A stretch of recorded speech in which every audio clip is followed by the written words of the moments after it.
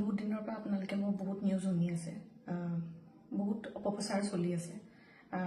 যি নিউজ বাজিছে তাৰ 10%ও সঁচা নহয়। আৰু মই ইমান দিনে একো মাত মাতিব পৰা নাই, কাৰণ ইমান হেৰেছমেণ্ট, ইমান মেণ্টেল হেৰেছমেণ্ট, যোনটো কেতিয়াও মই ভাবাই নাছিলোঁ হ'ব বুলি, সেইখিনি মই পাৰ কৰিব লগা হৈছে। মেণ্টেলি প্ৰস্তুত নাছিলোঁ কোনো ধৰণৰ কথা ক'বলৈ বা কিবা ষ্টেটমেণ্ট দিবলৈ। সেইটো কাৰণে 7 দিন মই যেনে যেনে কটালোঁ, কিন্তু এতিয়া জোখতকৈ বহুত বেছি অপপ্ৰচাৰ চলিছে। বহুত ধৰণে মোক সাঙুৰ খুৱাইছে বিভিন্ন ক্ষেত্ৰত।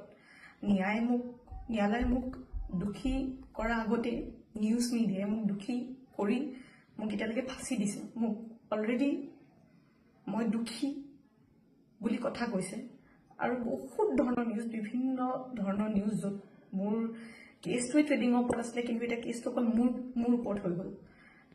আজি ফাইনেলি